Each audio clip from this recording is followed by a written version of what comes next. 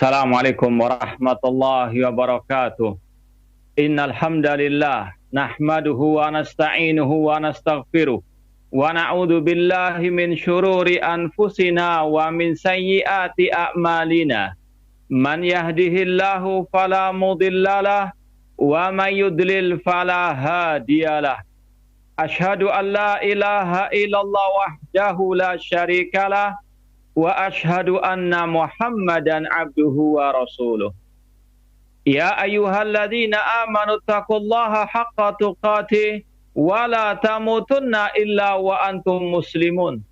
Ya ayyuhan nasu taqu rabbakumul ladzi khalaqakum min nafsin wahidah wa khalaqa minha zawjaha wa batha minhuma rijalan katsiran wa nisaa'a wattaqullaha alladzi tasaaluna bihi wal arham innallaha kana 'alaikum raqiba. Ya ayyuhalladzina amanu taqullaha wa qulu qawlan sadida yuslih lakum a'malakum wa yaghfir lakum dhunubakum wa may yuti'illaha wa rasulahu faqad faza fawzan 'azima. Amma ba'd, fa inna asaqal hadithi kitabullah wa khairal hadi hadi Muhammadin sallallahu alaihi wasallam wa syarrul umuri muhdatsatuha wa kullu muhdatsatin bid'ah wa kullu bid'atin dhalalah wa kullu dhalalatin finnar. Ma'asal muslimin, pemirsa TV Roja dan pendengar Radio Roja rahimani wa rahmakumullah. Pertama-tama, marilah kita senantiasa memanjatkan puji syukur kepada Allah Subhanahu wa taala yang dengan limpahan nikmat, hidayah serta pertolongannya kita dipertemukan oleh Allah Subhanahu wa taala dalam kajian yang berkaitan dengan akidah Ahlussunnah wal Jamaah. Sebelum wabah virus corona ini, kita terakhir membahas akidah Al-Imam Sahal bin Abdullah At-Tustari rahimahullahu ta'ala. Pada kesempatan yang berbahagia ini, mungkin sekedar untuk mengulang kembali tentang manhaj Ahlussunnah wal Jamaah dalam berakidah. Ini untuk lebih menegaskan lagi, menekankan lagi, memantapkan lagi langkah kita dalam berakidah di atas manhaj Ahlussunnah wal Jamaah. Dan insya Allah kita juga akan bandingkan dengan manhaj ahlul bid'ah dalam berakidah. Kalau memang waktunya masih luas, kita akan sampaikan dua hal ini. Manhaj Ahlussunnah wal Jamaah dalam berakidah vs manhaj ahlul bid'ah dalam berakidah. Ini hanya sekedar kita menukil dari sebuah buku yang berjudul An-Nubat ala Syarih Sunnah lil Barbahari oleh Syekh Abdullah bin Saleh Al-Ubailan hafidhallahu ta'ala.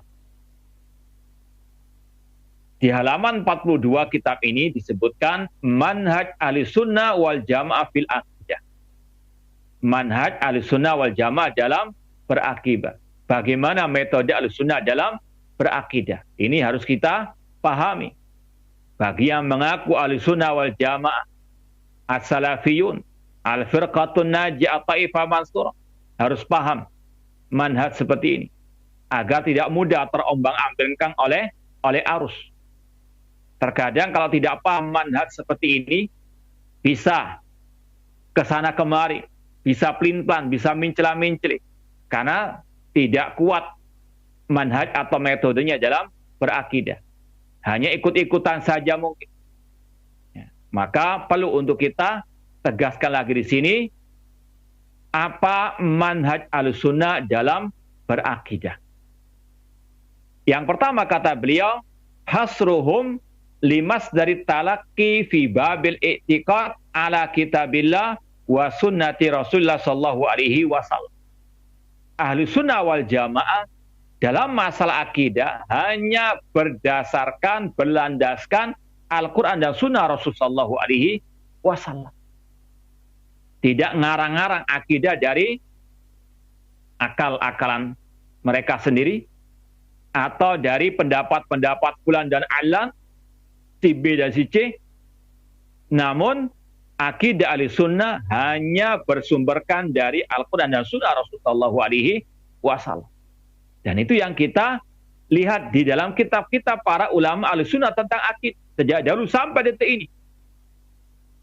Mereka hanya menyimpulkan apa yang ada dalam Al-Quran dan Sunnah Rasulullah SAW. Contoh misalnya dalam kitab Al-Iqtisad fil I'tiqad, akidah Imam Al-Hafidh Abdul Ghani Al-Maqdisi yang wafat tahun 600 Hijriah. Kalau kita baca buku beliau, hanya berlandaskan qala Allah wa qala Rasul. Yang ada hanyalah ayat Al-Quran dan sabda Rasul SAW, dan juga ucapan para as-salafus saleh. Mereka, para ulama Ahlussunnah, tidak mengarang-arang akidah sendiri. Mereka hanya, sekali lagi, mengambil akidah dari Al-Quran dan Sunnah Rasulullah SAW atau hadis-hadis Rasulullah SAW yang sahih. Maka kita sebagai pengikut ulama salaf harus juga demikian. Jangan mengutarakan sebuah akidah atau sebuah pernyataan yang berkaitan dengan urusan agama kecuali dengan dalil. Tidak asbun begitu saja. Tidak askom asal komentar begitu saja. Ini ciri Ahlussunnah wal Jamaah, terutama dalam masalah al-aqidah. Kalau kita menyatakan akidah ini dan itu, dalilnya ini. Qala Allah wa qala Rasulullah SAW. Dengan tentunya pemahaman yang benar, pemahaman para salafus saleh. Ikhwani fillah wa akhwati, pemirsa TV Roja dan pendengar Radio Roja rahimani wa rahimakumullah. Ini yang harus kita pegang sampai mati. Ini pegangan hidup kita. Rasul bersabda, taraktu fikum amraini lan tadillu ba'dahu kitaballah wa sunnat. Aku tinggalkan kalian dua hal yang jika kalian berpegang teguh dengannya tidak akan tersesat selama-lamanya. Kitab Allah, Al-Quran, dan Sunnah Rasulullah SAW. Demikian pula seandainya ada perselisihan, ya, kelompok ini mengatakan demikian dan demikian dari masalah-masalah akidah khususnya, maka Allah mengatakan fa in tanaza'tum fi syai'in farudduhu ilallahi war rasul. Jika kalian berselisih tentang suatu permasalahan, kembalikanlah kepada Allah, kepada Al-Quran dan Sunnah Rasulullah SAW. Ini Ahlussunnah wal Jamaah. Manhaj mereka dalam berakidah hanya berlandaskan Al-Quran dan Sunnah Rasulullah SAW. Apalagi yang berkaitan dengan hal-hal yang gaib, tentang sifat-sifat Allah, tentang surga dan neraka misalnya. Ini masalah-masalah yang tidak mungkin kita bisa ketahui kecuali dengan wahyu ilahi, Al-Quran dan Sunnah Rasulullah SAW. Makanya Al-Imam Ibnu Abil Is Al-Hanafi rahimahullah ta'ala dalam kitab beliau yang sangat luar biasa tentang akidah, yaitu Syarah Aqidah Tahawiyah, beliau mengatakan kaifa yuramul wusul ila ilmil wusul bi ghairi ma ja'a bihi rasul. Ya, ucapan yang indah sekali dari Al-Imam Ibnu Abil Is Al-Hanafi rahimahullah ta'ala. Beliau mengatakan bagaimana mungkin seseorang itu bisa sampai kepada ilmu akidah yang benar, yang lurus, yang sahih tanpa bimbingan dari Rasulullah SAW. Mustahil. Ya. Apalagi yang berkaitan dengan hal-hal yang gaib, yang tidak mungkin akal bisa sampai kepadanya. Maka Ahlussunnah hanya berdasarkan qala Allah wa qala Rasulullah SAW. Dan ini yang dipraktekkan oleh para ulama-ulama Ahlussunnah dalam kitab-kitab akidah mereka. Kalaupun mereka misalnya menulis matan akidah yang merupakan ringkasan, ya, itu sebetulnya mereka hanya sekedar menyimpulkan apa yang ada dalam Al-Quran dan Sunnah Rasulullah SAW. Seperti yang sudah banyak kita kaji di TV Roja, dari akidah Sufyan Ats-Tsauri, akidahnya Imam Sahal bin Abdullah At-Tustari, akidahnya Imam Bukhari. Mereka meringkas saja, tidak menyebutkan dalil-dalilnya. Bukan berarti tidak ada dalil. Itu hanya sekedar ringkasan saja, kesimpulan yang mereka ambil dari qala Allah wa qala Rasul sallallahu alaihi wasallam. Dan itulah salah satu sebab mengapa akidah Ahlussunnah sejak zaman dahulu sampai detik ini sampai hari kiamat itu tetap satu. Sebagaimana kata Imam As-Sam'ani rahimahullah ta'ala, mimma yadullu ala anna ahlul hadith hum ahlul haqqi annaka idza tala'ta kutubahum al-musannafa fil aqidah fawajadtaha ala tariqatin wahidah. Atau kama qala rahimahullah ta'ala. Imam As-Sam'ani rahimahullah mengatakan, di antara yang menunjukkan bahwasanya ahlus sunnah, ahlul hadith, as-salafiyun, dakwah salafiyah, at-taifah mansur, al-firqah najiyah, mereka di atas kebenaran. Di antara buktinya, kalau Anda membaca kitab-kitab akidah mereka, meskipun berbeda zamannya, berbeda negeri mereka, namun engkau mendapati akidah mereka satu metode, satu jalan. Contoh misalnya tentang masalah di mana Allah. Sepakat Ahlussunnah, ulama salah mengatakan Allah fis sama, atau Allah di atas aras, di atas langit. Demikian pula akidah Ahlussunnah tentang masalah haramnya mengkudeta pemimpin muslim. Ijma' Ahlussunnah wal Jamaah. Sebagaimana kata Imam An-Nawawi juga rahimahullah dalam Syarah Sahih Muslim. Kenapa demikian? Karena sumbernya hanya satu, qala Allah wa qala Ar-Rasul, wahyu dari Allah Subhanahu wa taala. Dan Allah berfirman, afala yatadabbarunal Qur'an walau kana min indi ghairillahi lawajadu fi ikhtilafan katsira. Tidakkah mereka mau mentadabburi Al-Qur'an? Seandainya Al-Qur'an bukan dari sisi Allah, mereka akan mendapati perselisihan, pertentangan yang banyak. Namun karena Al-Quran dari sisi Allah, hadis yang sahih dari sisi Allah, dari wahyu Allah Subhanahu wa taala, maka satu kesimpulannya. Ikhwani fillah wa akhwati, pemirsa TV Roja dan pendengar Radio Roja rahimani wa rahimakumullah. Ini manhaj Ahlussunnah wal Jamaah dalam akidah yang pertama. Yang kedua, kata Syekh Abdullah Al-Ubailan hafizallahu taala, di antara manhaj Ahlussunnah wal Jamaah dalam berakidah, ihtijajuhum bisunnatis sahihah fil aqidah.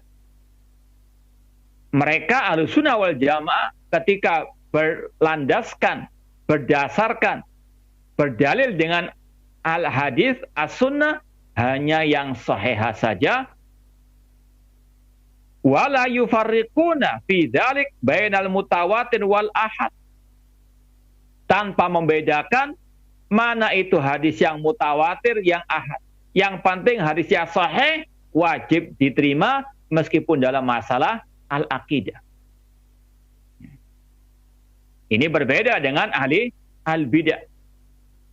Mereka tidak mau menerima hadis ahad dalam masalah al-aqidah. Ini bid'ahnya mereka. Tidak pernah diajarkan Rasul ataupun para sahabat Rasul sallallahu alaihi wasallam. Maka sebaliknya, Rasul mengajarkan selama hadis itu sahih, meskipun ahad atau sedikit perawinya, wajib diterima. Contoh, kisah Mu'ad bin Jabal radhiyallahu anhu. Rasul SAW mengutus beliau sendirian ke negeri Yaman, seraya membawa al-aqidah. Ya Mu'ad, innaka ta'ti qauman ahla kitab, falyakun awwala ma tad'u ilaihi syahadatu an la ilaha illallah. Wahai Mu'ad, engkau akan mendatangi penduduk Yaman dari ahli kitab. Maka jadikan dakwamu pertama kali tentang kalimat tauhid la ilaha illallah, tentang akidah. Beliau membawa akidah sendirian. Seandainya hadis ahad yang sedikit perawinya itu atau periwayatannya itu tidak diterima dalam masalah akidah, ini naudzubillah min dzalik, menyalahkan Rasulullah sallallahu alaihi wasallam.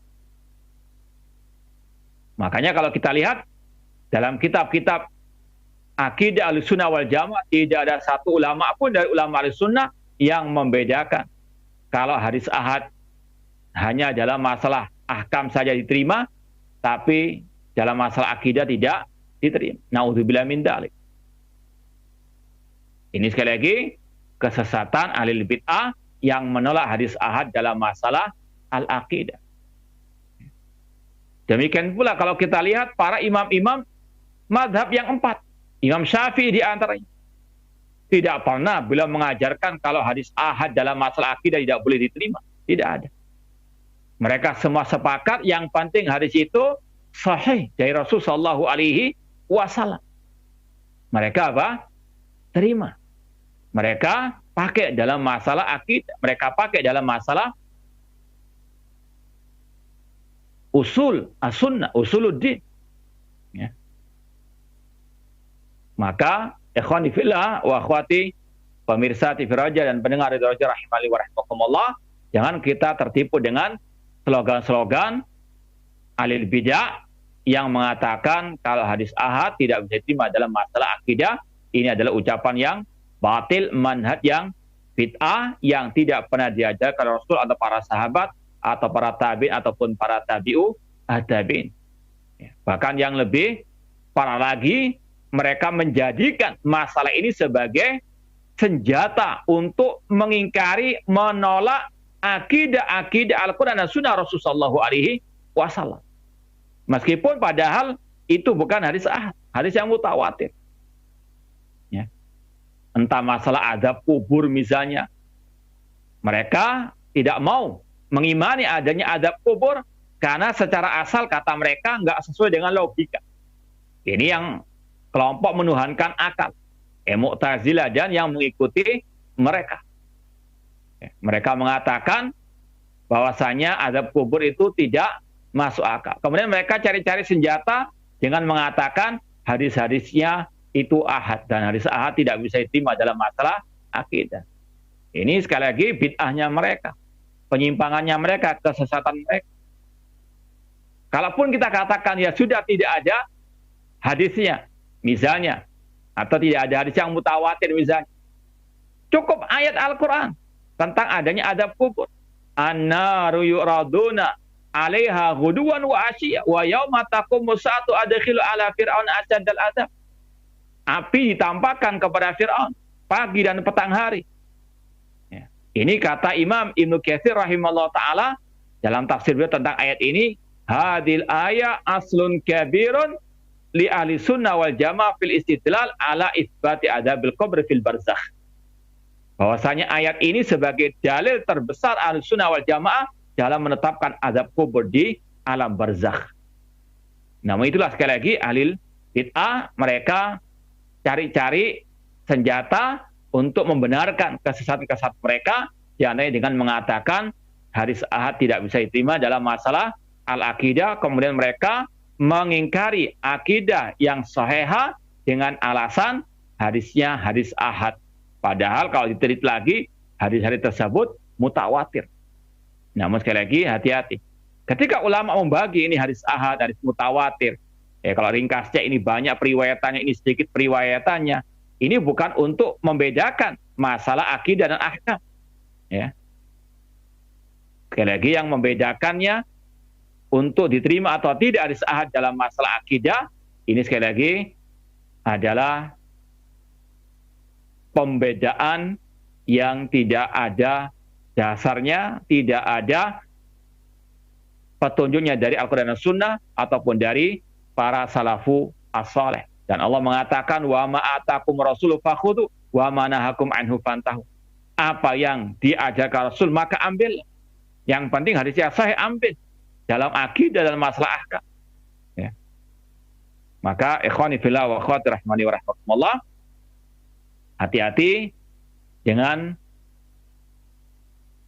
propaganda, slogan-slogan dari orang-orang yang mereka jauh dari akidah Ahlussunnah wal Jamaah. Kemudian kata Syekh, wa ma warada fi kutubihim minal ahadits allati fiha maqalun fala yuriduna halit ta'sil kalaupun ada dalam kitab-kitab ulama ahli sunnah tentang akidah, ada hadis-hadis yang dipermasalahkan atau hadis yang dhaif, yang tidak sahih, maka mereka cantumkan itu bukan untuk dalil utama, itu dalil sampingan saja. Ya. Contoh misalnya juga tadi dalam kitab atau mungkin kitab Al-Ibana As-Sughra karangan Imam Ibnu Battah Al-Uqbai rahimahullah ta'ala. Terkadang beliau menyampaikan dulu hadis-hadis yang sahih. Kemudian ada sebagian setelahnya hadis-hadis yang tidak sahih. Ya. Itu beliau sampaikan sekedar untuk sampingan saja. Yang utamanya itu yang sahih. Ya. Kemudian kata Syekh lagi, wa inna malil istisnas. Wa inna malil istisnas kama annahum yuridunaha bi asanidiha.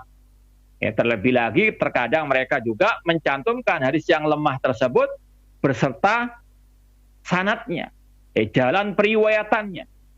Tapi juga kita contohkan tadi Ibana ya, Al-Kubra karangan Imam Ibnu Battah juga. Ya, di situ disebutkan sanad-sanadnya. Dan kata para ulama, kalau ulama Ahlussunnah menyebutkan riwayat tersebut dengan sanadnya, meskipun seandainya itu dhaif, mereka terlepas dari dosa atau tanggung jawab karena mereka sudah menyampaikan periwayatan-periwayatannya. Silahkan bagi orang selanjutnya untuk meneliti kembali.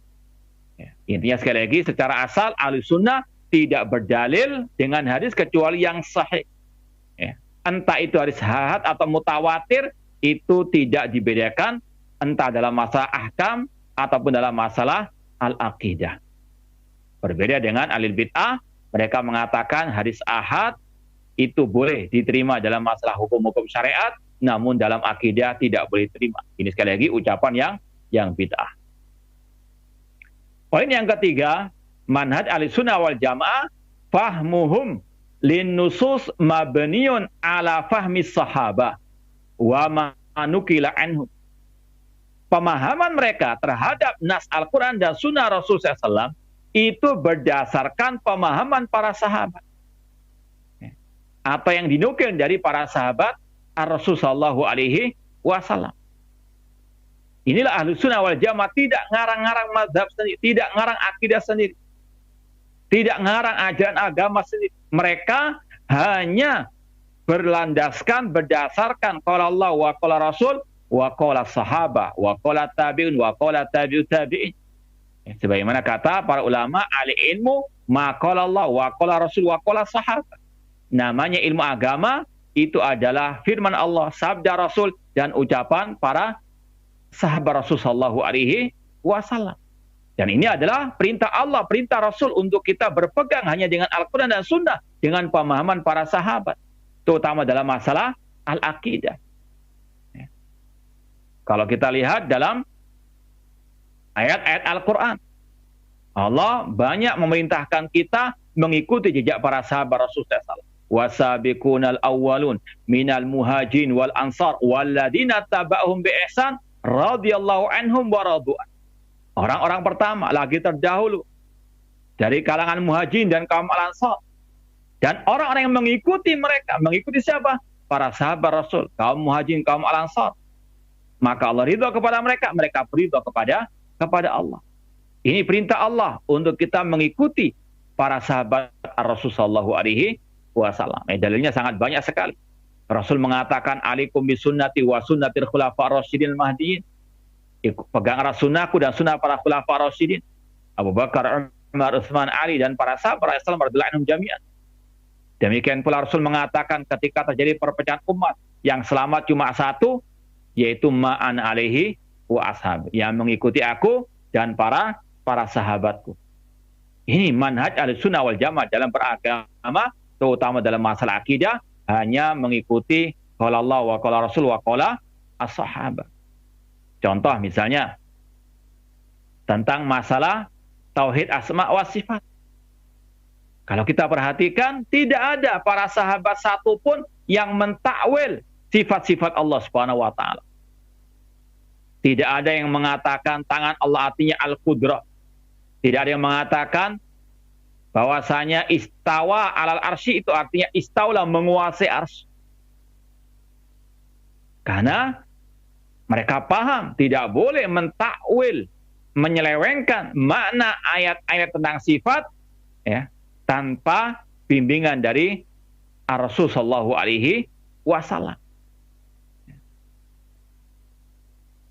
Para sahabat Rasul SAW, mereka memahami ayat-ayat tentang sifat, hadis-hadis tentang sifat sesuai dengan zahirnya. Ya. Bal yadahu mabsuutatan, mereka memahami apa adanya, tidak mereka takwil-takwilkan seperti orang-orang belakangan ini. Naudzubillah min dzalik. Demikian pula kalau kita lihat bagaimana seorang budak perempuan ketika ditanya oleh Rasul, "Aina Allah?" Di mana Allah? Budak perempuan mengatakan, "Fis sama," Allah di atas langit. Dan Rasul membenarkan, mengikrarkan. Itu akidah para sahabat Rasul Shallallahu Alaihi Wasallam yang harus kita ikuti. Makanya Imam Ahmad rahimahullah di awal kitab Ushulus Sunnah yang pernah kita kaji juga di Raja, di awal kitab beliau mengatakan Ushulus Sunnah indana at-tamassuk bima kana ali ashab Rasul sallallahu wal iktida'u bih. Prinsip-prinsip akidah kita Ahlussunnah wal Jamaah yaitu mengikuti jejak para sahabat Rasul sallallahu alaihi wasallam. Ini manhaj Imam Ahmad dalam berakidah. Sebelum beliau jauh-jauh mengajarkan, menjelaskan tentang akidah Ahlussunnah, beliau mulai dengan manhaj Ahlussunnah dalam berakidah, yaitu berakidah ala para sahabat Rasul sallallahu alaihi wasallam. Karena mereka lah para sahabat yang langsung belajar Islam dari Rasul SAW. Mereka yang paling paham tentang akidah ini. Ya. Contoh masalah tafsir Al-Quran yang juga banyak dipakai oleh kelompok Khawarij, namun mereka salah mentafsirkan. Surat Al-Maidah 44, "Wa man lam yahkum bima anzalallahu fa ulaika humul kafirun." Barang siapa yang tidak berhukum dengan hukum Allah, maka mereka kafir. Kelompok Khawarij, kelompok teroris atau yang semisal dengan mereka langsung menvonis pemimpin yang nggak berhukum dengan hukum Allah kafir, murtad, halal darahnya. Adapun Ahlussunnah wal Jamaah as-salafiyun, mereka mengikuti tafsir pemahaman para sahabat, di antaranya Abdullah bin Abbas radhiyallahu anhu tentang ayat tersebut. Abdullah bin Abbas mengatakan tentang surat Al-Maidah 44, kufrun la yanqulu anil millah, kekafiran yang tidak mengeluarkan dari al-Islam. Atau kufrun na kufrin, kufur kecil. Ini bedanya Ahlussunnah dengan Ahlul Bidah. Mereka memahami nas-nas ayat Al-Quran dan hadis Rasulullah SAW sesuai dengan pemahaman para sahabat. Contoh misalnya yang lain, masalah akidah, masalah tabaruk. Ya. Dahulu para sahabat tabaruk dengan keringatnya Rasul, dengan air ludahnya Rasul Sallallahu Alaihi Wasallam. Itu hak, itu betul. Ya. Namun setelah meninggalnya Rasul Sallallahu Alaihi Wasallam, tidak ada sahabat yang tabaruk dengan keringatnya Abu Bakar As-Siddiq atau dengan air minumnya Abu Bakar As-Siddiq. Tidak ada. Padahal Abu Bakar As-Siddiq manusia termulia setelah Rasul Sallallahu Alaihi Wasallam. Sahabat yang paling mulia yaitu Abu Bakar As-Siddiq. Dari sinilah pemahaman para sahabat kita ketahui. Tabaruk dengan tadi jasadnya manusia hanya kepada Rasul Sallallahu Alaihi Wasallam. Ini pemahaman para sahabat Rasul Sallallahu Alaihi Wasallam. Demikian pula masalah tawassul dengan orang yang telah meninggal dunia dari kalangan para wali-wali Allah misalnya. Dulu para sahabat ketika Rasul masih hidup, para sahabat datang kepada Rasul minta didoakan Rasul. Seperti kisah seorang Arab Badui yang datang ketika Rasul khutbah Jumat minta didoakan agar diturunkan hujan karena kampung halamannya ditimpa paceklik. Rasul doakan. Ya. Tapi tidak ada riwayat yang sahihah setelah meninggalnya Rasul mereka datang ke kuburan Rasul SAW. Entah tawasul ataupun tabaruk. Tidak ada. Yang ada pemahaman para sahabat yaitu mereka tawasul dengan doa orang yang saleh yang masih hidup, bukan yang telah mati. Seperti yang dilakukan oleh Al-Khalifah Rasyid Umar bin Khattab radhiyallahu anhu. Ketika paceklik di zaman kekhalifahan beliau, beliau mendatangi Al-Abbas bin Abdul Muttalib radhiyallahu anhu, pamannya Rasul yang masih hidup pada waktu itu. Seandainya tawassul dengan yang telah mati boleh, Umar bin Khattab tidak akan mungkin meninggalkan Rasul SAW yang merupakan manusia yang paling beliau cintai. Ya.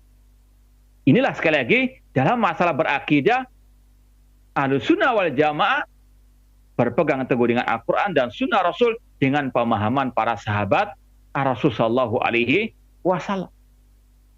Contoh yang lain misalnya masalah menyikapi pemimpin kaum muslimin. Ya. Tidak boleh mencaci maki, mencela pemimpin kaum muslimin. Yang penting dia pemimpin muslim. Ya. Tidak harus yang adil. Kalau kita lihat ucapan Anas bin Malik radhiyallahu anhu, beliau mengatakan nahana kubarauna min ashabi Rasul sallallahu alaihi wasallam. Para senior-senior, pembesar-pembesar para sahabat Rasul SAW, mereka melarang kami dengan beberapa larangan. Apa saja larangan tersebut? La tasubbu umara'ah wa la taghushuh. Kata para sahabat atau pembesar para sahabat Rasulullah SAW, mereka mengatakan la tasubbu umarakum, jangan kalian mencaci maki pemimpin kalian, pemimpin kaum muslimin. Ini akidahnya para sahabat Rasulullah SAW. Ketika kita melakukan ini semuanya, yaitu tidak mencela pemimpin dalam rangka mengikuti jejak para sahabat Rasulullah SAW. Demikian pula menasihati pemimpin dengan rahasia, empat mata, berduaan, tidak di hadapan umum, juga mengikuti jejak para sahabat Rasulullah SAW. Seperti kejadian Usama, ketika dikatakan oleh sebagian orang, kenapa engkau nggak menasihati Utsman? Maka Usama mengatakan bahwasanya aku telah menasihati antara dia dengan diriku. Empat mata aku telah menasihati. Aku tidak mau membuka pintu-pintu kejelekan. Kalau aku nasihati di hadapan umum. Ini sekali lagi Ahlussunnah dalam berakidah mengikuti pemahaman para sahabat Rasul sallallahu alaihi wasallam. Tidak ngarang-ngarang pemahaman sendiri. Kemudian poin yang keempat, at-taslimu bima ja'a bihi al-wahyu ma'a i'ta'il aqal daurahu al-haqiqi. Tunduk patuh kepada wahyu Al-Quran dan Sunnah Rasulullah SAW dengan memberikan akal ruangnya, haknya. Ahlussunnah wal Jamaah menggabungkan antara an-naql wal akal. Ahlussunnah wal Jamaah tidak menanggalkan, menolak akal 100%, tidak. Namun juga tidak melebih-lebihkannya. Ahlussunnah senantiasa pertengahan dalam segala hal. Dalam masalah akal, Ahlussunnah wal Jamaah pertengahan. Antara kelompok liberal yang menuhankan akal dengan kelompok yang menanggalkan akal seperti orang-orang musyrikin, para penyembah kuburan keramat misalnya. Orang-orang liberal mengatakan akal ini segala-galanya, semua harus timbang dengan akal. Padahal akal manusia terbatas. Seperti mata, telinga, tenaga kita manusia ini semua terbatas. Mata kita nggak mungkin bisa melihat jarak yang sangat jauh atau sesuatu yang paling kecil. Ya. Maka tidak boleh menjadikan akal sebagai timbangan segala-galanya. Apalagi yang berkaitan dengan sifat-sifat Allah yang gaib. Lawannya, kelompok yang menanggalkan akal. Minta-minta kepada kuburan keramat, minta-minta kepada pohon keramat, keris keramat, dan sebagainya. Ini orang-orang yang tidak berakal. Na'udzubillah min dzalik. Ahlussunnah pertengahan. Yaitu berdasarkan Al-Quran dan Sunnah dalam semua urusan agama tanpa menanggalkan akal dipakai untuk mensupport, mendukung Al-Quran dan Sunnah Rasulullah SAW. Makanya kalau kita lihat, ulama Ahlussunnah ketika menjelaskan permasalahan akidah, mereka terkadang membawakan dalil nakli, kemudian dalil al-akal. Ya. Setelah dalil an-nakal, kemudian dalil al-akal. Maka ikhwani fillah wa akhwati rahimani wa rahimakumullah, Ahlussunnah wasatun, sebagaimana kata Syekhul Islam, baina al-firaq, kama anal Islam wasatun baina al-milal. Syekhul Islam Ibnu Taimiyah rahimahullah mengatakan dalam kitab beliau Al-Aqidah Al-Wasithiyah, Ahlussunnah itu pertengahan di antara semua kelompok-kelompok sesat, sebagaimana Islam pertengahan di antara semua agama-agama yang kafir. Kemudian yang kelima, di antara manhaj Ahlussunnah wal Jamaah dalam berakidah, kata beliau, adamul khawdi fi ilmil kalam wal falsafah. Tidak mendalami atau mempelajari ilmu kalam wal falsafah. Apa itu ilmu kalam? Ilmu yang digunakan untuk menetapkan akidah hanya berlandaskan akal semata. Itu namanya ilmu kalam. Yang kita singgung tadi, ajarannya kelompok Al-Mu'tazilah yang menuhankan. Ketika Allah berfirman misalnya, Ar-Rahman 'alal arsy istawa. Allah istawa. Kata ulama tabi'in yang bernama Mujahid Abul Aliyah ala wartafa. Istawa artinya Allah tinggi di atas al-arsy. Ini pemahaman para sahabat, para tabi'in tentang istiwa. Allah di atas arsy, langit, bukan di mana-mana. Atau Allah tidak di langit, tidak di bumi. Na'udzubillah min dzalik. Allah fis sama, Allah 'alal arsy istawa. Ahlul kalam atau ahlul bid'ah, mereka mengatakan, wah, kalau dikatakan Allah itu tinggi di atas langit, berarti Allah butuh kepada langit. Oh, berarti maknanya bukan tinggi namun menguasai. Ini orang-orang ahlul kalam menetapkan akidah berlandaskan akal semata. Padahal jelas-jelas 6 ayat Al-Quran Allah mengatakan Ar-Rahman 'alal arsy istawa. Tidak ada kata satupun istaulah. Yang ada istawa, dan itu sekali lagi ditafsirkan oleh ulama tabi'in ala wartafa, Allah tinggi di atas al-arsy. Ini pemahaman para sahabat Ar-Rasul sallallahu alaihi wasallam. Tidak pakai akal-akalan. Istawa ala wartafa, tidak ngeyel, tidak membantah dengan mengatakan kata-kata tadi. Wah, kalau Allah di atas langit berarti Allah butuh kepada langit, butuh kepada arsy, berarti arsy Allah lebih besar daripada Allah. Na'udzubillah min dzalik.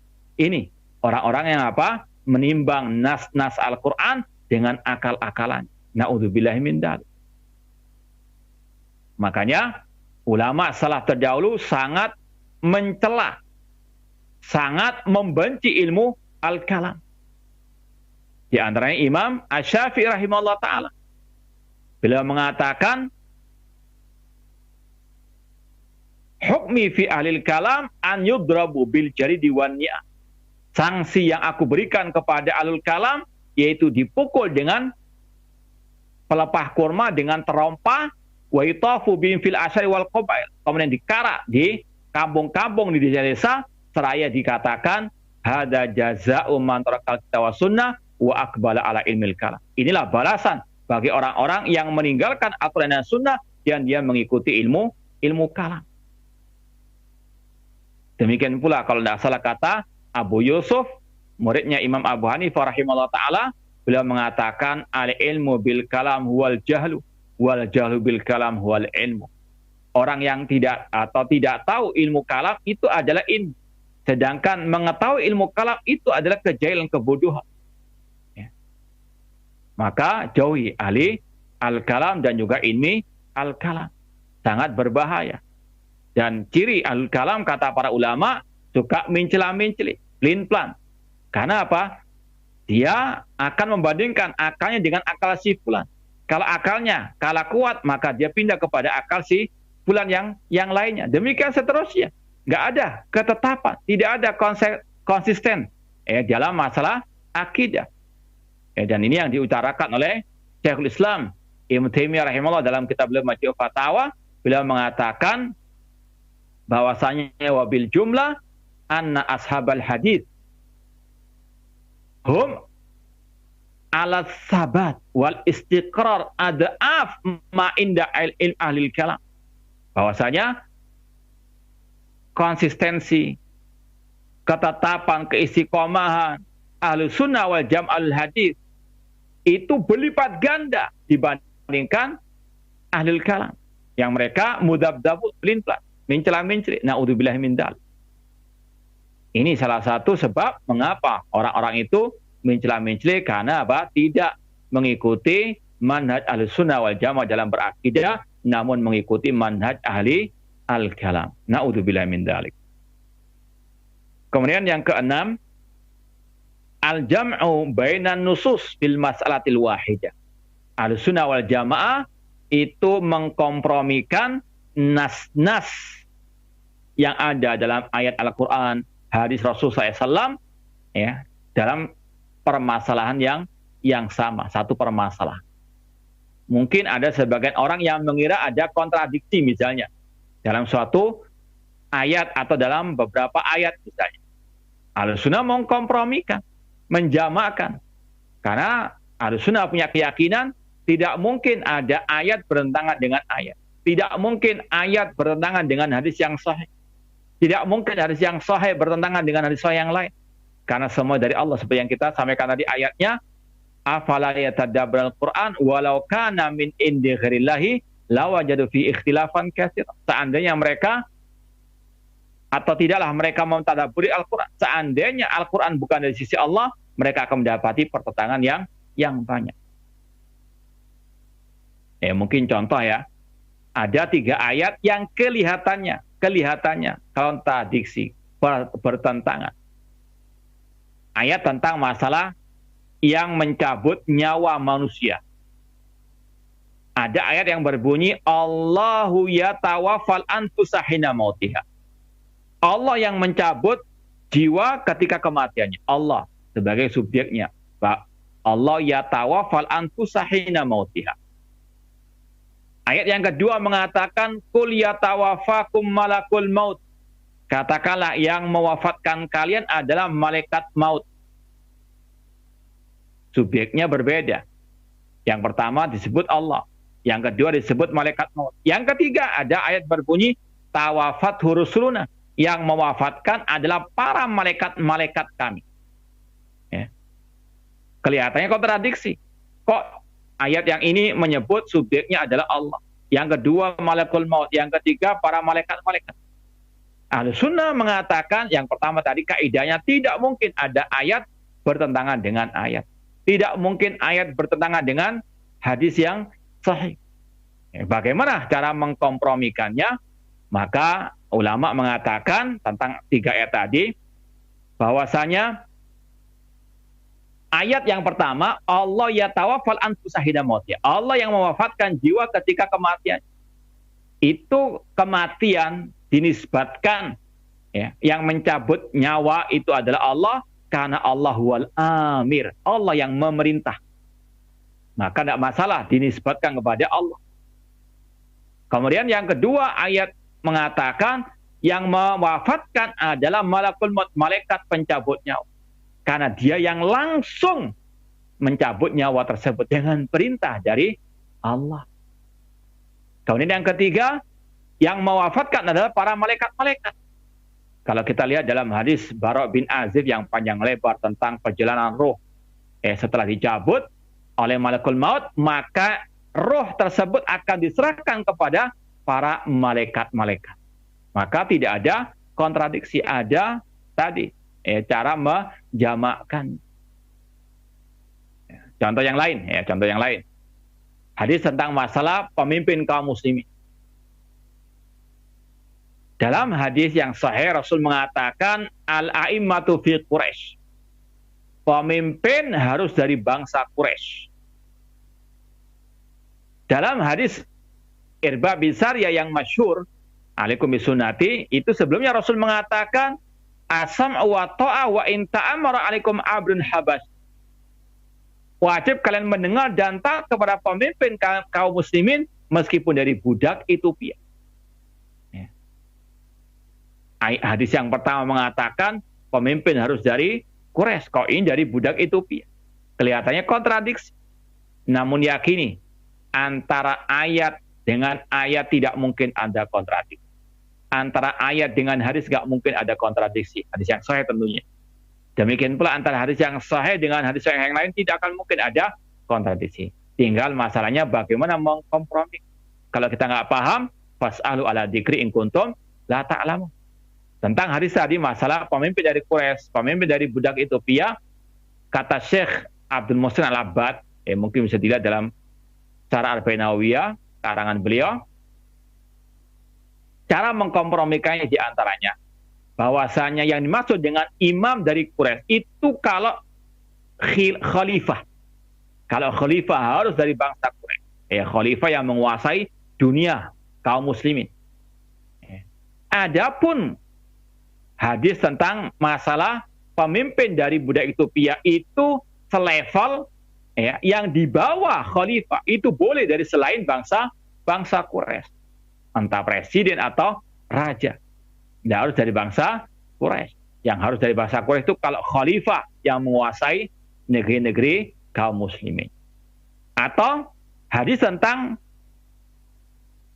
pemimpin dari budak Ethiopia itu sekedar litakid, menguatkan kewajiban mendengar dan taat kepada pemimpin kaum muslim. Untuk apa litakid? Meskipun seandainya itu tidak terjadi. Tidak terjadi adanya khalifah dari bangsa Ethiopia tadi atau budak itu Ethiopia. Itu sekali takkid saja. Sebagaimana Allah mengatakan, "Qul in kana lirrahmani waladun fa ana awwalul abidin." Katakan Nabi Muhammad, seandainya Allah itu punya anak, aku yaitu Nabi Muhammad tetap akan beribadah kepada. Seandainya. Ini untuk apa? Menegaskan kewajiban beribadah kepada Allah. Meskipun seandainya, Qul in kana lirrahmani waladun fa ana awwal abid. Ini juga demikian, sekadar menegaskan meskipun mungkin tidak terjadi adanya pemimpin khalifah dari budak itu. Cuma ini ditakkid menegaskan kewajiban mendengar dan taat kepada pemimpin kaum muslimin. Atau juga ada beberapa cara menjamakkan yang lainnya. Taib ikhwani fillah wa akhwati rahimani wa rahimakumullah, itu 6 poin dari manhaj Ahlussunnah wal Jamaah dalam masalah al-aqidah. Sekarang lawannya. Ya. Manhaj ahlul bid'ah dalam berdalil. Ya. Kita tahu tadi manhaj yang benar dalam berdalil dalam masalah akidah yang dipegang erat oleh Ahlussunnah wal Jamaah. Ini sebaliknya, manhajul istidlal ya inda ahli al bid'ah. Tentunya ini lawannya. Ya. Setelah kita tahu yang hak, kita tahu yang batil untuk kita jauhi, untuk lebih memantapkan langkah kita dalam berakidah. Yang pertama, ada muhasil istidlal ala dalil syar'i hatta fil aqwaid. Ya, mereka tidak hanya berdalil dengan ayat atau hadis dalam berakidah, namun yastadilluna bil mantiq wal falsafah wa yusammunaha al aqliyat kama yastadilluna bil hikayat wal asatir wa ma la aslalahu wa bil ahadisil mawdu'a wal athar maktuba wa ara'ir rijal fid din wa ma yusamma bil kashf wa dhaw. Alil bid'ah, sumber akidah mereka itu banyak. Yang paling utama tentunya bukan Al-Quran dan Sunnah. Kalau mereka pakai ayat atau hadis itu sekedar sampingan. Dasar utamanya, kalau ada akal, ya perasaan, atau dongeng-dongeng zaman dahulu kala, warisan nenek moyang, atau hadis-hadis yang maudhu, yang palsu, atau yang dhaifah, atau pendapat fulan dan alan, si B dan si C. Itu sumber akidah mereka. Bukan dari Al-Quran dan Sunnah Rasulullah SAW. Kalaupun mereka pakai ayat, pakai hadis, itu sampingan. Setelah berakidah, baru berdalil.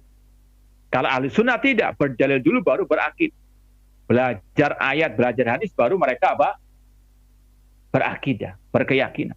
Al-ilmu qabla al-qawli wal amal. Sebagaimana kata Imam Bukhari, ilmu sebelum kita berucap, sebelum kita beramal. Itu ahli sunnah wal jamaah. Ahli bid'ah tidak. Ngomong dulu, beramal dulu, berkeyakinan dulu, ketika dibantah baru mungkin korek-korek dalil. Dan tidak mungkin mereka dapat dalil yang tepat. Cuma yaitu digatuk-gatukkan. Ya. Ilmu cocokologi. Ya. Seperti misalnya mereka mengatakan Allah di mana-mana. Berkeyakinan dulu, kemudian cari dalil. Apa dalilnya? Wa huwa ma'akum aina makum. Di mana saja kalian, Allah bersama kalian, di mana saja kalian berada. Kata mereka, ini dalil Allah di mana-mana. Dijawab oleh Ahlussunnah wal Jamaah. Ayat itu berkaitan dengan ilmunya Allah. Surat Al-Hadid ayat yang keempat. Redaksinya Allah bersamakan, yaitu dengan ilmunya. Ini bukan takwil sebagaimana al-bid'ah. Ini adalah redaksi ayat yang mengatakan yang bersama hamba adalah ilmunya Allah Subhanahu wa ta'ala. Huwallazi khalaqas samawati wal arda fi sittati ayyamin tsumma stawal arsy. Ya'lamu ma yaliju fil ardi wa ma yakhruju minha wa ma yanzilu minas samai wa ma ya'ruju fiha wa huwa ma'akum aina ma kuntum wallahu bima ta'maluna basir. Redaksi ayat itu berkaitan dengan ilmunya Allah, bukan zatnya Allah. Zatnya Allah ada di atas al-arsy. Nah. Kemudian yang kedua, la yura'una qawaid al-istidlal al-mu'tabara inda al-sunnah fayattabi'una al-mutasyabih. Ahlul bid'ah suka ayat-ayat yang mutasyabih, yang samar-samar. Ini yang Allah telah jelaskan dalam surat Ali Imran, fa ammal ladina fi qulubihim zayghun fayattabi'una ma tasyabaha minhu ibtigha al-fitnati wa ibtigha at-ta'wil. Adapun orang-orang yang hatinya ada penyimpangan, maka mereka cari ayat-ayat yang mutasyabihat untuk mereka bisa takwilkan sesuai dengan hawa nafsu mereka dan untuk mereka mencari fitnahnya. Ya. Contoh misalnya orang-orang yang menyembah kuburan keramat atau wali-wali yang telah mati. Ayatnya jelas. Berdoa itu hanya kepada Allah. Minta hanya kepada Allah. Ud'uni astajib lak. Berdoalah kepadaku, aku akan kabulkan. Ya. Allah mengatakan, innaka la tusmi'ul mauta. Engkau tidak akan mungkin bisa memperdengarkan ucapanmu kepada yang telah meninggal dunia. Walladzina tad'una min duni ma yamlikuna min qitmir in tad'um la yasma'u du'aakum walau sami'u mastajabu lak. Orang-orang yang kalian seru selain Allah, mereka tidak memiliki meskipun kulit ari. Jika engkau berdoa kepada mereka, mereka tidak akan mungkin bisa mendengarkan doa kalian. Seandainya mereka bisa mendengarkan doa kalian, mereka tidak akan mungkin bisa mengabulkan doa kalian. Maka haram, syirik berdoa kepada selain Allah. Ahlul bid'ah, mereka cari-cari dalil. Setelah mereka apa? Minta-minta kepada wali-wali yang telah mati. Dengan dalil, Allah mengatakan, wala taqulu lima yuqtalu fi sabilillahi amwat bal ahya. Jangan engkau mengatakan orang-orang yang terbunuh di jalan Allah itu mati, bahkan mereka hidup di alam barzah mereka. Ini kata mereka dalil, boleh minta-minta kepada mereka karena mereka masih apa? Hidup. Kita katakan para sahabat Rasul SAW tidak pernah memahami ayat itu seperti pemahaman kalian. Contohnya tadi, para sahabat ketika Rasul telah meninggal dunia, mereka tidak pernah meminta-minta kepada Ar-Rasul atau minta doa kepada Rasulullah SAW. Karena terputus kehidupan mereka. Iya betul mereka hidup di alam barzakh mereka, namun kehidupan mereka tidak sama dengan kehidupan hidup. Tidak ada konek. Ya. In tad'uhum la yasma'u du'a. Jika kalian berdoa kepada mereka, mereka tidak akan mungkin bisa mendengarkan doa kalian. Seandainya mereka bisa mendengarkan doa kalian, mastajabu lakum. Tidak mungkin mereka bisa mengabulkan doa kalian. Yang bisa mengabulkan doa hanyalah Allah Subhanahu wa ta'ala. Ya. Dalilnya ahlul bid'ah dalam berakidah yaitu tadi akal-akalan, perasaan, hawa nafsu, ataupun pakai warisan nenek moyang. Sebagaimana orang-orang musyrikin zaman jahiliyah. Wa idza qila lahum ittabi'u ma anzalallah qalu bal nattabi'u ma alfaina alai aba'ana awalau kana aba'um la ya'qiluna syai'an wa la yahtadun. Apabila mereka disuruh untuk mengikuti Al-Quran dan Sunnah Rasul SAW, mereka mengatakan cukup bagi kami apa yang kami dapati dari nenek moyang kami. Ya. Kata mereka, cukuplah warisan nenek moyang kami, tradisi nenek moyang kami. Na'udzubillah min dzalik. Ini sekali lagi beda dengan ahli sunnah wal jamaah yang hanya berlandaskan qala Allah wa qala Rasul dalam masalah akidah khususnya. Kemudian yang kedua, mereka ahli sunnah pakai ayat-ayat yang muhkamat, yang mutasyabihat dikembalikan kepada yang muhkamat. Al-bid'ah meninggalkan yang muhkamat, cari ayat yang mutasyabihat, dan mereka suka membolak-balikan fakta. Yang mutasyabihat dianggap muhkamat, yang muhkamat dianggap mutasyabihat. Contoh, ayat-ayat tentang masalah sifat-sifat Allah. Mereka klaim itu ayat-ayat yang mutasyabihat. Padahal Imam Malik mengatakan al-istiwa maklum. Ya. Ayat yang mengatakan ar-Rahman al-arsy istawa, Allah istawa, kata beliau makna istawa maklum. Ayat-ayat tentang sifat itu muhkamat, jelas bagi para sahabat, bagi para tabi'in, para tabi'ut tabi'in, bagi ahli sunnah wal jamaah. Sama-sama bagi ahli bid'ah karena hati mereka penuh dengan syubhat. Ya. Makanya mereka suka memutarbalikkan fakta. Kemudian yang ketiga, la ya'tamiduna tafsir as-sahabah was salaf. Mereka ahli bid'ah dalam berdalil tentang akidah tidak memakai tafsir para sahabat ataupun para salafus saleh. Contohnya tadi tentang istawa, Allah istawa alal arsy.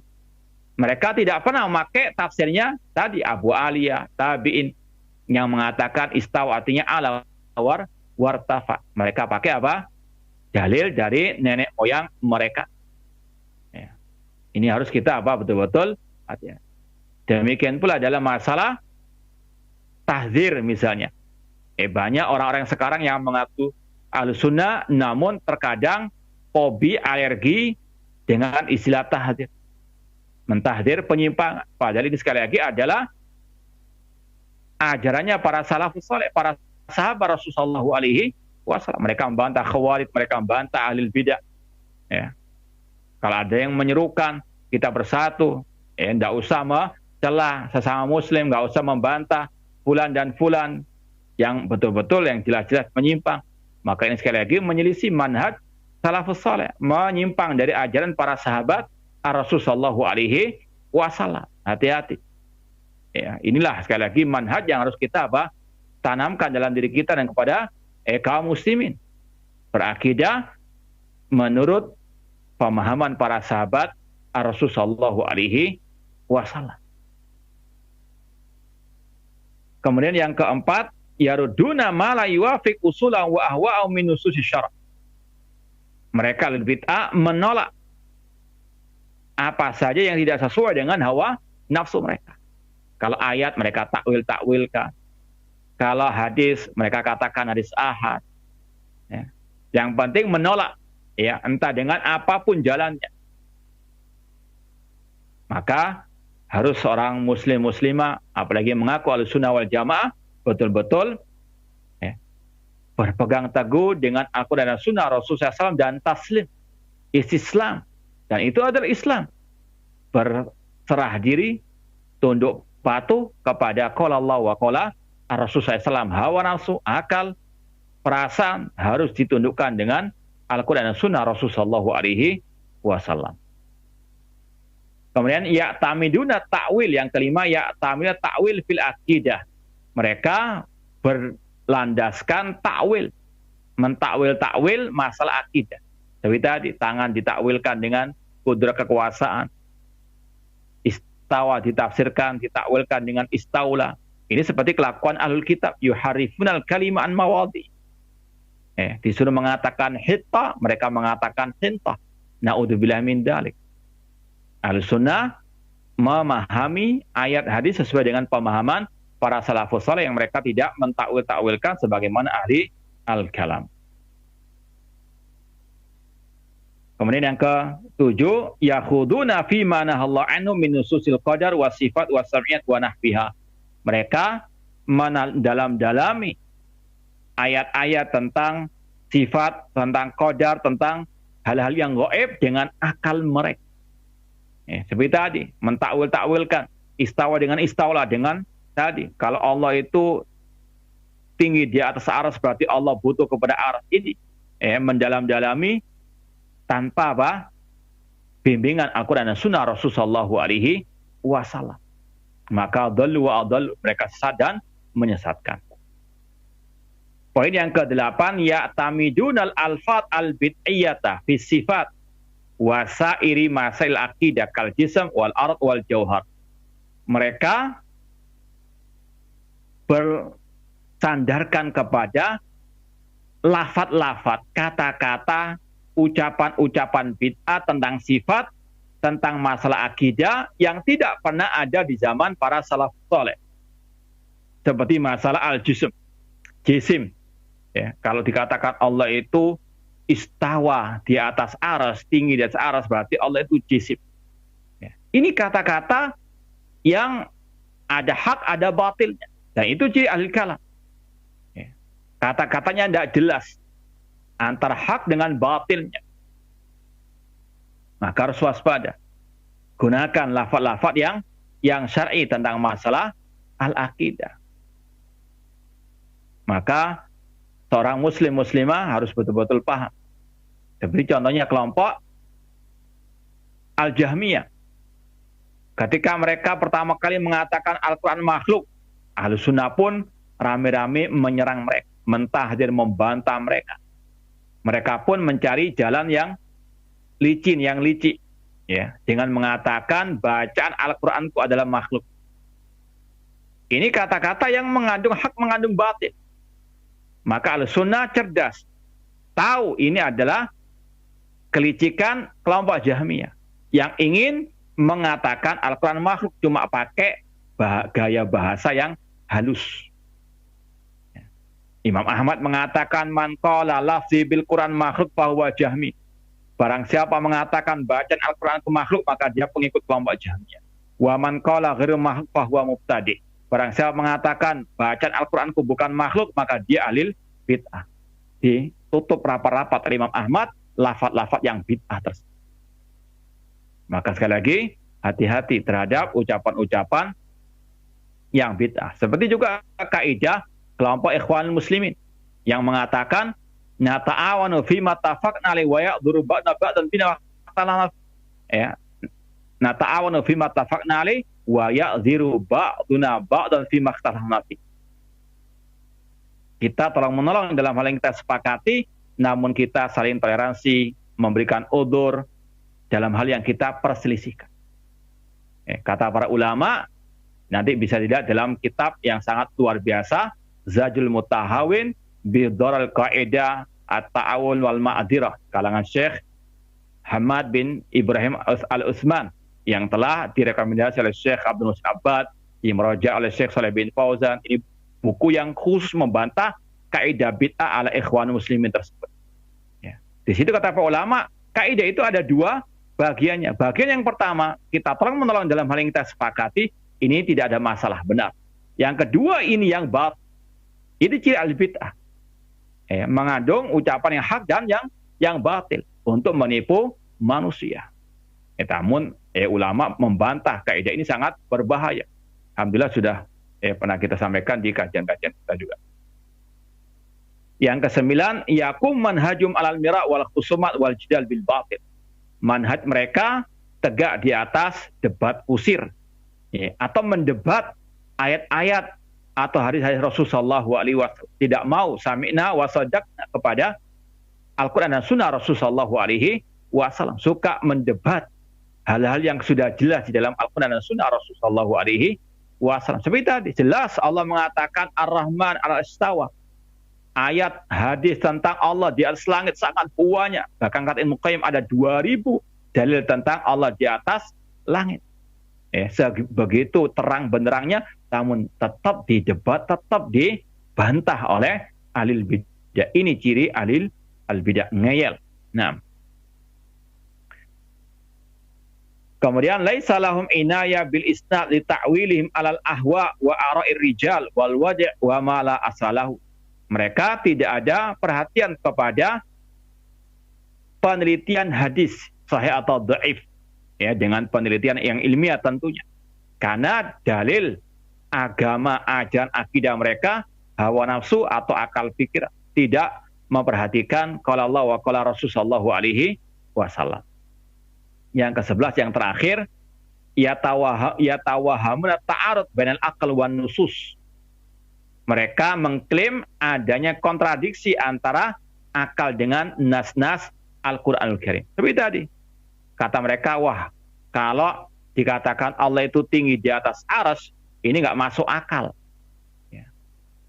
Maka kita katakan sebetulnya masuk akal kalau akalnya sehat. Ya. Ini seperti orang yang sakit, kata para ulama, dikasih makan apapun rasanya pahit. Bukan makanannya yang pahit, namun dia yang sakit. Ya. Maka demikianlah ahlul bidah, mereka suka mempertentangkan antara nas dengan akal. Padahal akal yang sehat tidak akan mungkin bertentangan dengan nas yang sahih.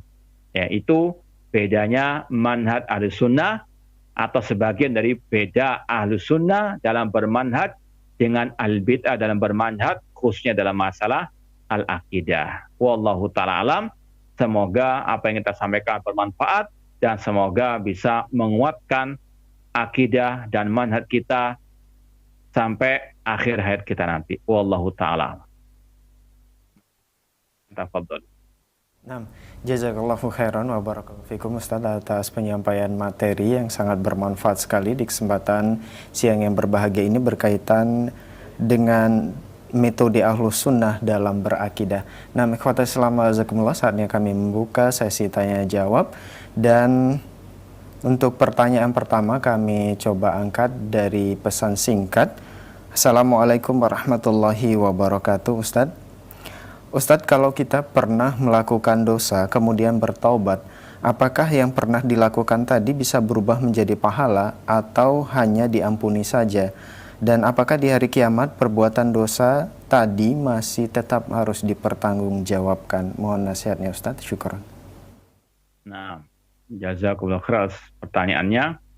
Kalau orang itu sudah bertobat, tentunya dengan tobatan nasuha, ya, kalau dosanya antara dia dengan Allah Subhanahu wa taala, maka cukup dengan 3 syaratnya, dengan dia menyesali, dengan dia meninggalkan masa itu dan bertekad tidak mengulanginya, maka insya Allah kalau dia ikhlas dalam bertobat tersebut sebelum meninggal dunia, Allah terima tobat. Kalau sudah terima Allah tobatnya, maka di hari kiamat dosanya tidak akan lagi diberikan siksa oleh Allah Subhanahu wa taala. Dan Allah juga menutupinya di dunia. Adapun apakah berubah menjadi pahala? Tentunya tidak. Ya, tentunya yang diberikan pahala adalah ketika dia bertobat kepada Allah, bukan perbuatan dosanya yang dia perbuat waktu sebelum bertobat. Dia diberi pahala akan atas tobatnya tadi, adapun dosanya Allah akan tutupi, sebagaimana dalam hadis tentang al-hisab. Ketika Allah menghisab orang mukmin, Allah sebutkan dosa-dosanya. Ketika orang mukmin itu telah merasa akan binasa, Allah mengatakan, qad satartuha 'alaika fid dunya wa ana aghfiruha al-yauma. Aku telah menutupinya di dunia dan aku sekarang mengampuninya. Semoga Allah menutupi segala dosa dan maksiat kita dan semoga Allah ampuni segala dosa-dosa kita.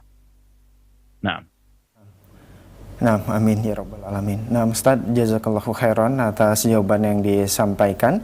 Pertanyaan selanjutnya masih dari pesan singkat dari hamba Allah. Assalamualaikum warahmatullahi wabarakatuh. Ustaz, bagaimana dengan seorang yang takut kepada hantu yang bergentayangan?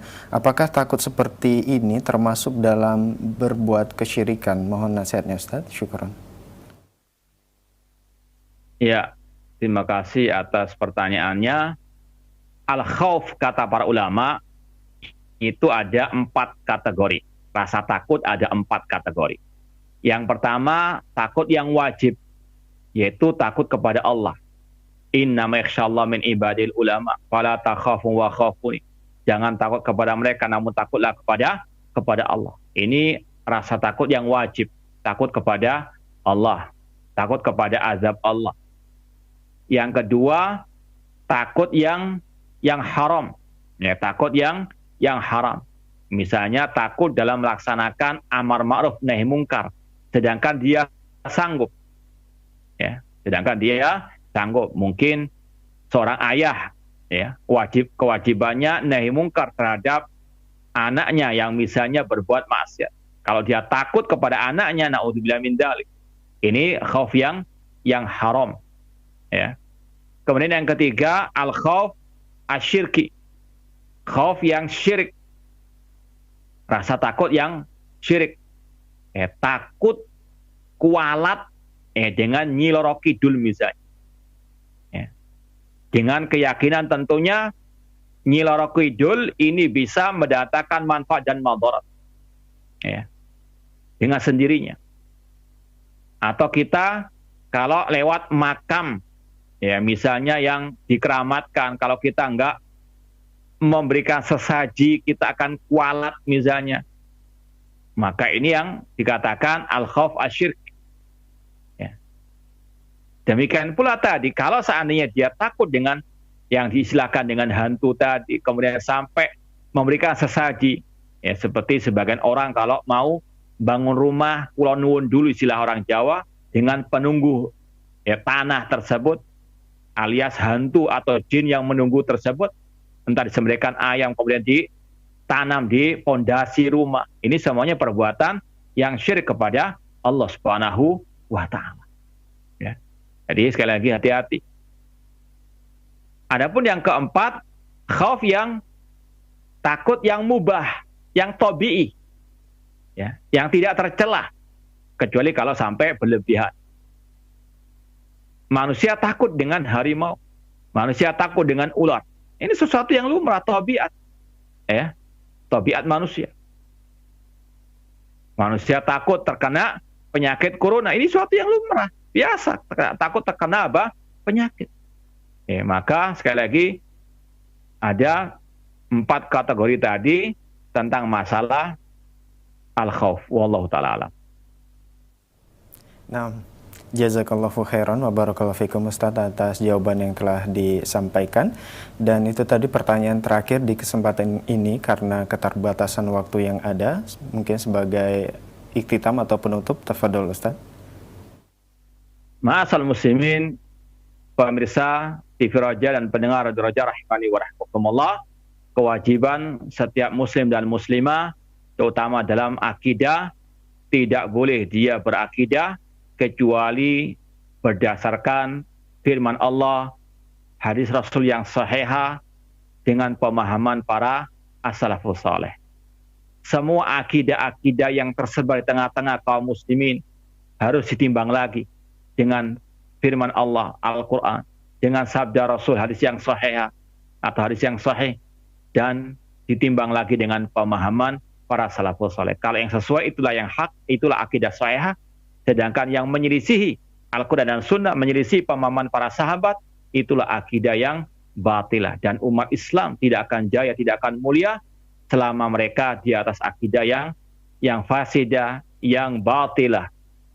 Akidah sahihah itu salah satu pondasi kemenangan umat, kejayaan umat. Maka mari kita luruskan akidah kita dengan kembali kepada Al-Quran dan Sunnah, dengan pemahaman para as-salafus saleh. Semoga Allah Subhanahu wa Ta'ala senantiasa memberikan taufik hidayah kepada kita semuanya untuk berpegang teguh dengan akidah yang sahihah, akidah yang benar, akidah yang lurus, akidahnya Al-Quran, akidahnya Rasul, akidah para sahabat, para salafus saleh, dan semoga Allah Subhanahu wa Ta'ala mengumpulkan kita bersama Rasul dan para sahabatnya di surga kelak. Wallahu ta'ala alam. Aqulu qouli hadza wa akhiru da'wana anil hamdulillahirabbil alamin. Wassalamualaikum warahmatullahi wabarakatuh.